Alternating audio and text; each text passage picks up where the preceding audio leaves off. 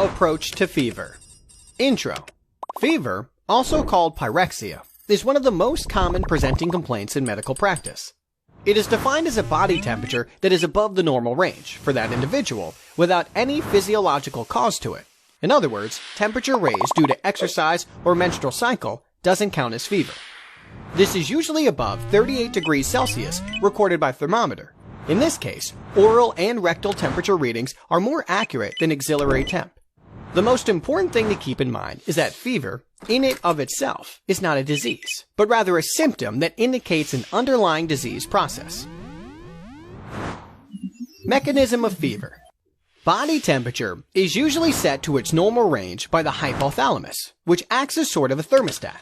When the body suffers from certain pathological processes, namely inflammation, certain chemicals are released by the body, collectively called pyrogens. In other words, of which is interleukin-2.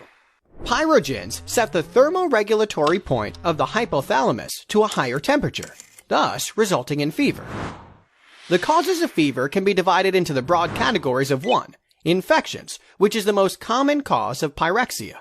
It can include bacterial, viral, fungal, or parasitic infections. 2. Clots. 3. Cancers. 4. Autoimmune diseases. And 5. Miscellaneous, which can include things like heat stroke, medications, brain lesions, and thyroid storm, to name a few. Diagnosing the cause of fever.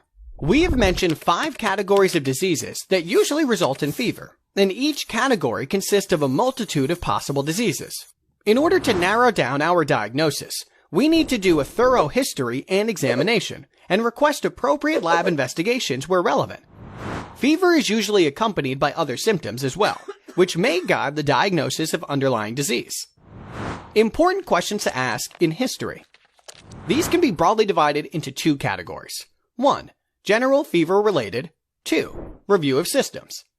Fever-specific questions include the duration of fever, the timing of the fever, what time of day is it more prominent, the character, is it remitting or relapsing, is it accompanied by chills or rigors, is there night sweating, is there weight loss, is there pain anywhere? Review of symptoms is a systemic approach to identifying accompanying symptoms in other body organs. This is especially important in identifying a possible focus of infection. Ask relevant questions pertaining to each organ system and move from head to toe. So for example, ask about headache, neck stiffness, eye pain, skin rashes or itching, runny nose, ear pain or discharge, coughing, sputum, sore throat, pain on swallowing? Is there difficulty breathing or chest pain? Is there any abdominal pain? Any change in bowel habits? Is there any lymph node enlargement? Any burning sensation while urinating? Any discharge from genitals? Any recent injuries? Any muscle or bone pain? Any recent surgery? Your history will be directed further by the patient's responses and will probably start moving towards a probable diagnosis. Examine the relevant organ system in thorough detail. You mainly need to decide which of the 5 categories does the disease belong to, and which organ system is likely affected. For example, acute fever with complaint of burning sensation during urination points to infection of the urinary tract, whereas chronic low-grade fever with anemia and weight loss might be indicating a hematological cancer. Investigations. After you have narrowed down your focus in the history and examination by thinking of probable diseases and excluding the unlikely causes, you could advise certain investigations for the patient if need be. Remember, it is good clinical practice to avoid unnecessary investigations. Common investigations in fever include complete blood count. The white cell count is raised in cases of infection. Liver function test. Urine routine examination. Chest x-ray. Some diseases are common in certain areas, so investigations for them could be included. In other words, PPD test for tuberculosis and viral antibodies for hepatitis. Cultures for urine, sputum, blood, or pus may be needed in cases of bacterial infection to identify the specific pathogen. Red flags.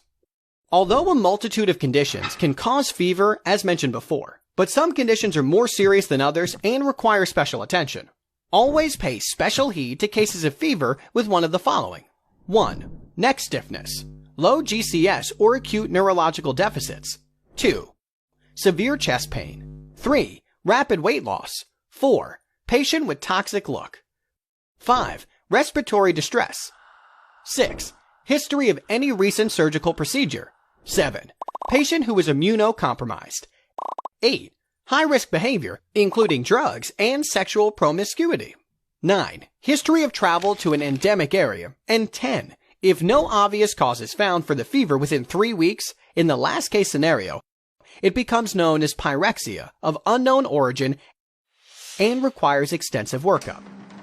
Febrile seizures.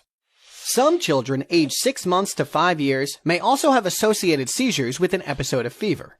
This may greatly worry the patients and their parents, but they should be reassured that febrile seizures are mostly harmless and do not damage the brain. In case the febrile seizures are not being controlled, refer to pediatricians. Treatment. Definitive treatment of the fever lies in treating the underlying cause. In most cases, it is an infection, so the proper antimicrobial drugs should be prescribed. Warning: do not use antibiotics without proper prescription, or use less than the prescribed period, as this leads to antibiotic resistance, resulting in tougher infections. For symptomatic relief of fever, non-steroidal anti-inflammatory drugs, in other words, ibuprofen or paracetamol, may be used. These provide only temporary relief from fever.